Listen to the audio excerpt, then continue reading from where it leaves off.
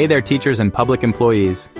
Welcome to the Public Employee Retirement Training Channel, where we help public employees like you prepare and plan for retirement.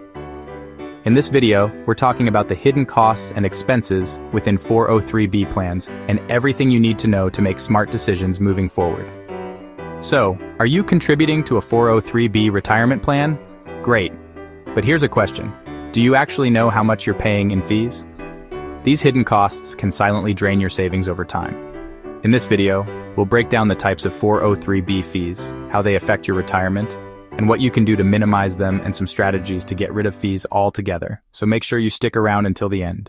Section 1, the importance of understanding 403(b) fees. Imagine two retirement account scenarios side by side, one with 0.25% in fees and one with 1.5% in fees. Over 30 years, the higher fee account loses tens of thousands more in growth. Even a 1% difference in fees can cost you over $100,000 in lost earnings over a 30-year career. That's why it's critical to understand how fees eat away at your returns and how to identify the ones you don't see at first glance. Most people only look at the expense ratio, but that's just the beginning. Many 403(b) plans also charge administrative fees, transaction fees, fund-specific charges, annual custodial or maintenance fees, and in some cases, surrender charges for early withdrawals. Then we have expense ratios. In many 403(b) plans, your contributions are invested into mutual funds. Expense ratios are the annual fees taken by those mutual fund managers. Look for this in every mutual fund or variable annuity. You'll have to read the fund's prospectus to determine what the expense ratio of a specific mutual fund is, as it will usually not appear on an account statement.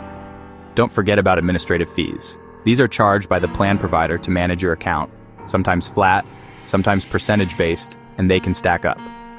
Some other fees might include transaction costs, advisor commissions, or early withdrawal penalties. On a quick side note, for more in-depth help and insight on things like your 403(b) plan, check out our book, The Retirement Roadmap for Teachers and Public Employees, a complete and comprehensive guide to plan for retirement and be financially well throughout your career. Available on Amazon in both Kindle ebook and paperback. If you want to learn more about public employee retirement training or improve your financial literacy, create a financial plan for yourself and your family, or start planning for retirement but are not sure where to begin, be sure to check out the Retirement Roadmap and other resources in the description below.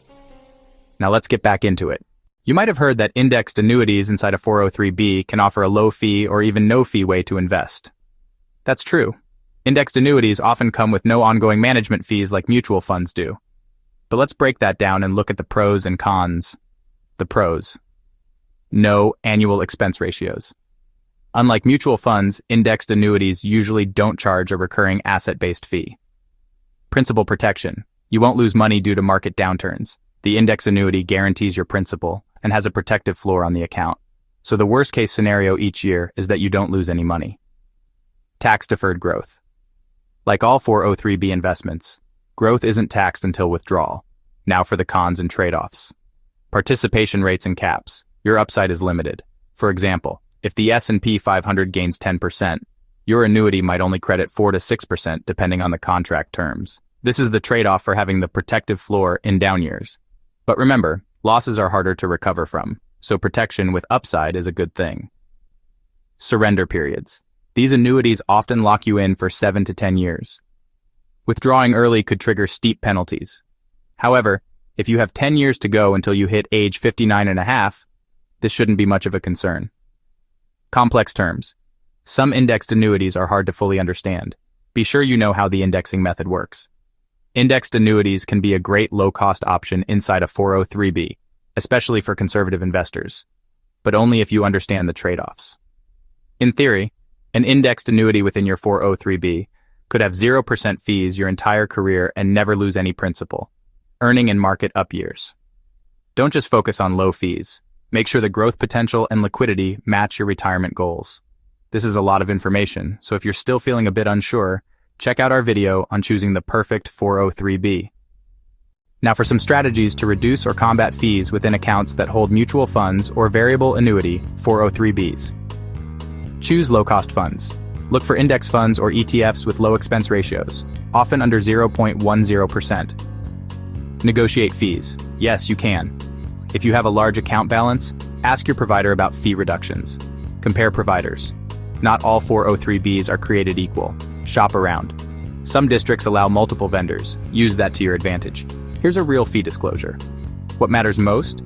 The total annual cost. If it turns out you're paying over 2% in fees, you're losing potentially hundreds of thousands of dollars over the course of your career.